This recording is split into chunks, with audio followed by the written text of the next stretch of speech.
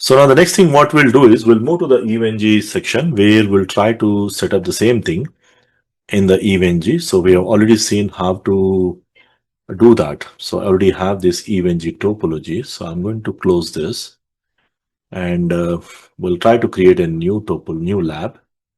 And the new lab is going to be for this session. We'll set up this new topology here. And in this topology, we are going to set up the image. So we assume already we have uploaded the image. Just for a quick review, we use this WinSCP or the FileZilla option, which I'll be using for the labs here. So we make sure that we connect to the EVNG. And you just need to make sure that we have already uploaded this Fortinet images, which is already copied from the local machine to this one. This is a prerequisite, which we have already covered. So just make sure that you right click and you do the node option. And when you select the Fortinet firewall, I should be able to see those images here. So already I uploaded multiple images. I'll be using this one firewall, Fortinet 1, let's say the name. And the number of interfaces you can change to 8 or more. So we need at least 5 interfaces as per our lab. In the future, if I want to add more, I can add up to 8. And you can see the RAM, it just uses 1 GB RAM, which is good enough to run the FortiGate firewall. So we just click on this. And additionally, if you go back, I need the routers. So we'll add the routers as well. I generally recommend you to use the normal IOS routers, which doesn't use much of the resources if you have a limited resources. You can also run this IOS V routers, which uses 1 GB RAM for each. But here we don't do advanced routing. So if you're doing advanced routing, then you need this. For the basic routings we just use this IOS. I need four of them. The name as R, it will take automatically. So the icon we can change. The rest of the things leave it to the defaults. So we have the router 2 on the right side, the router 3 connecting to DMZ, router 4 here, and we'll change this name to router 1. Okay, so change the name to router 1. You can also change the name as router 1 LAN or router 2 internet, like that. For the sake of verification, we can also do that. Now, the next thing, we can connect these interfaces directly to this. Additionally, I'm going to add the management network as well. So for the sake of connectivity, what I'll do is I'll just use a normal switch. Now we can add the switch here.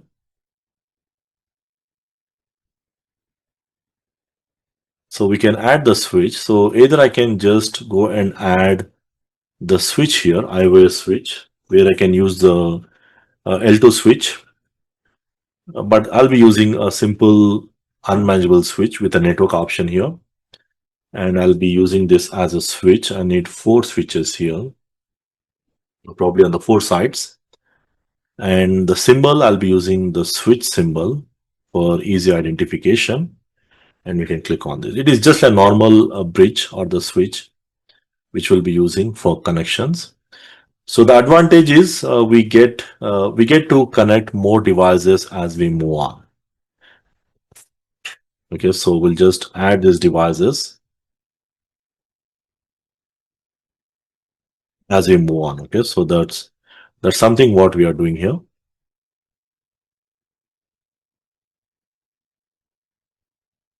So we'll try to do this.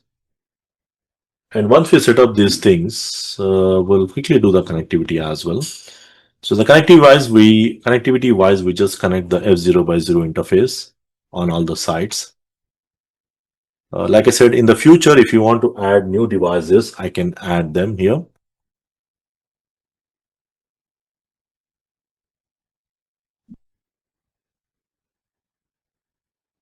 And for the LAN connection, I'll be using this port. So I'll be adding the management switch as well. So for the management switch, I can use this switch as well because the first thing I'm going to add the host. Now for the management, I'll be using my local host. So this is going to be my management PC. And here we have to select this management cloud. Now this management cloud option will ensure that this connects to the local network. Now this is going to be very much easier compared to the GNS3, as we have seen, just the management network. Additionally, you can add routers, and I'm going to add a switch. So I'm not using a normal switch. I'm going to use this IOS switch because the main challenge here will be, as this is your management network, it becomes the connectivity wise, this is something not working for me. So that's the reason I'm using a normal switch, switch MG. That's my management switch. One sufficient only on management side, but you have to power on this when you do the connectivity. So make sure that you connect this to the switch, or you can connect this directly to this Fortinet as well. So again, as I said, in the future, I'll be adding some servers or any devices in the management. So just for that purpose, I'll be connecting them to the switch. That's again the best practice. That's how it goes in the production network as well. So I'm going to connect this port number 1 to the management, where we'll configure the management IP. And port number 2 goes to the router 2.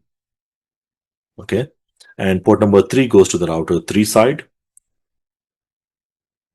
And port number 4 goes to the router 4 side. And port number 5 actually comes back here to the router 1. Okay. So I'm using these ports. You can change the ports if you want, but most of the configs I'm going with this port. So initially, I recommend you to go with the same ports. Port number 1, I'm using for the management purpose. I tried port number 8. Sometimes it works, sometimes doesn't. So I stick to the port number 1, which works fine for the management. But normally it should work with any port. Now, for the first thing we'll try to set up, we'll start the FortiGate firewall as we have already seen. Start the device, and once you start, you can click on this to get into the CLI. And likewise, I'm going to start the switch as well, which is something because this is a manageable switch, so we need to make sure that we also power on the switch along with my FortiGate firewall. So I'm